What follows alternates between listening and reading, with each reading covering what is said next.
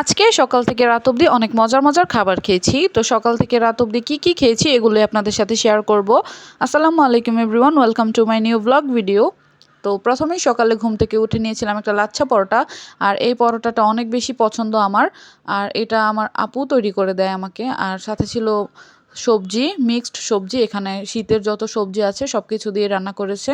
আর এটাতে একটা ৫ ফোড়ন দিয়ে একটা বাগার দেওয়া হয়, যার কারণে এটা খেতে আরও বেশি মজা লাগে। আর এই পরোটাটাও খেতে অনেক বেশি নরম হয়, কিন্তু এটা বানানোর জন্য আগে থেকে লেচি কেটে রাখতে হয়, তাহলে পরোটাটা খেতে অনেক বেশি সফট লাগে। আর এটা অনেক সুন্দর করে ভেজে দিয়েছে, খেতে অনেক বেশি মজা লেগেছে। তো এই ছিল আমার সকালের নাস্তা। তো তারপর নিয়েছিলাম দুপুরের খাবার। তো দুপুরের খাবারে প্রথমে ছিল শুটকির ভর্তা, যেটা আম্মু তৈরি করেছিল লাল মরিচ দিয়ে। আর আমার অনেক দিন যাবত শুটকির ভর্তা খেতে ইচ্ছে করছিল, তো যার জন্য বানিয়ে দিয়েছে শুটকির ভর্তা। তারপরে নিয়েছি এখানে, শুটকির ভর্তা আসলে বানাতে হয়, রান্না করতে হয় না, যাই হোক। তারপরে হচ্ছে এখানে লেবু নিয়েছিলাম। শুটকির ভর্তাটা আমি ভালোভাবে গরম ভাতের সাথে মেখে নিয়েছি। আর এরকম ঝাল ঝাল করে অনেক দিন যাবত শুটকির ভর্তা খেতে ইচ্ছে করছিল।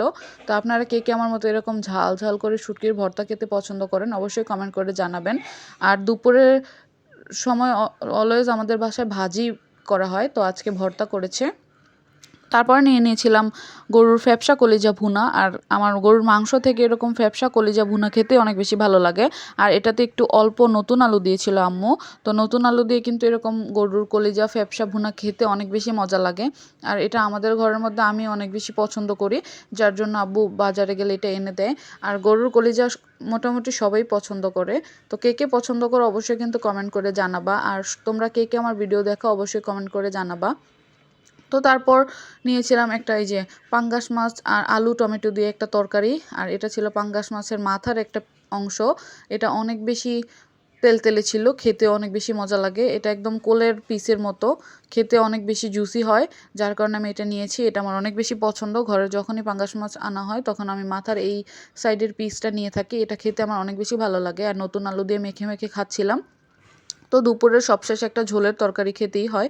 তো আমার কাছে ভুনা ঝোলের তরকারি দুপুরের দোনোটাই ভালো লাগে খেতে। তাই আজকে একটু আম্মুকে বলেছিলাম ভর্তা করে দিতে। তো অলমোস্ট আমার দুপুরের খাওয়া শেষ হয়ে গিয়েছে। আর মাছটা অনেক বেশি মজা ছিল। তোমরা কিন্তু এভাবে তরকারি রান্না করে খেতে পারো। তো আলহামদুলিল্লাহ এই ছিল আমার দুপুরের খাবার আজকে।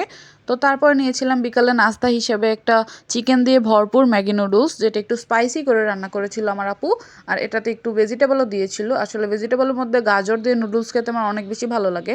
আর দেখো নুডলস থেকে মনে হচ্ছে যে চিকেনের পরিমাণই বেশি। আর এই নুডলসটা কিন্তু খেতে অনেক বেশি ইয়াম্মি।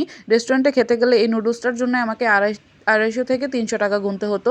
তো যাই হোক, এই নুডলসটা আমার অনেক বেশি পছন্দ, যার জন্য আমার আপু রান্না করে দেয়।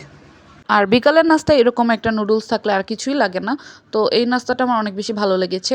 তো তারপর আব্বু সন্ধ্যার দিকে একটু পিঠা নিয়ে এসেছিলো বাহির থেকে। তো বাসায় যেহেতু কলিজা ফ্যাপসা ছিল, আমি ওইখান থেকে একটু ঝোল নিয়েছি। আর পিঠার সাথে যেই ভর্তাটা দিয়েছিল ওইখান থেকে একটু ভর্তা নিয়েছি। ভর্তাটা খেতে একদমই বাজে ছিল। তো যাই হোক, আর রাতের খাবারে খেয়েছি অনেক মজার একটা খাবার।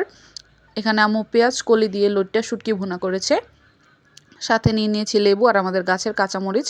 আর এই লইট্টা শুটকি ভুনাটা খেতে অনেক বেশি ভালো লাগে। তো আজকের ভিডিওটা কার ভালো লাগলো অবশ্যই কমেন্ট করে জানাও। আল্লাহ হাফেজ।